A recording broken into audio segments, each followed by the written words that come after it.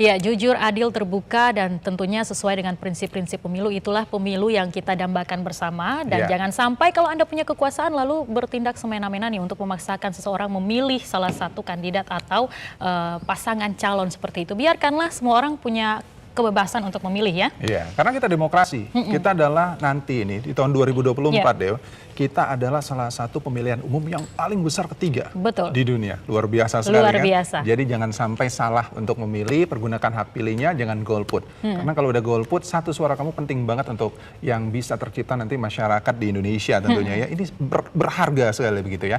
Nah tapi yang paling penting nih, Del, kalau kita melihat kira-kira kan ASN selama ini sering tuh lagi diperbincangkan gitu ya. Ini harus netralnya seperti apa nih? ASN siapa aja? TNI, Polri gitu ya. Kamu ASN nggak ya? Tentu saja ASN. Dan dalam hal ini juga harus menjamin netralitas tentunya. Ya, jangan sampai condong ke salah satu aja. Iya. Nah kita mau tahu nih gimana ya kira-kira ASN harus netral ini. Kita lihat aja videonya berikut ini. Media massa dan publik nasional belum lama ini ramai menyoroti sosok Wakil Menteri Desa Pembangunan Daerah Tertinggal dan Transmigrasi atau Wamendes PDTT Paiman Raharjo. Paiman yang sebelumnya dikenal sebagai sosok yang vokal dalam memperjuangkan kesejahteraan masyarakat pedesaan diduga memimpin rapat pemenangan Prabowo Gibran. Dugaan adanya penyalahgunaan kekuasaan atau abuse of power itu langsung dibantah dengan tegas oleh Wamendes PDTT. Menurutnya, rapat yang dilakukan tersebut merupakan pertemuan rutin internal sedulur Jokowi yang digelar di rumahnya pada hari Minggu. Ia membantah terkait dirinya yang melakukan abuse of power. Ya, saya kira saya tegaskan kepada masyarakat dan awak media bahwa saat itu rapat internal DPP sedulur Jokowi dalam rangka rapat rutin dan juga untuk menentukan sikap politik sedulur Jokowi. Yang kedua, ini belum masa kampanye. Yang ketiga, belum ada penetapan calon oleh KPU.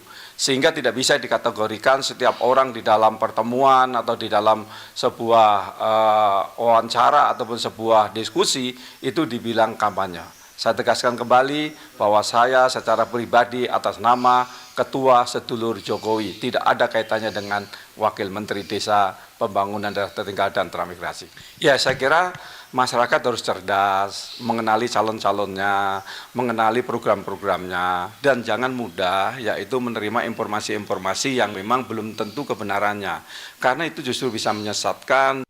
Sementara dugaan penyalahgunaan kekuasaan yang menimpa Wamendes PDTT tersebut menimbulkan pertanyaan serius tentang etika dan integritas dalam birokrasi, serta konteks polarisasi politik yang semakin meningkat.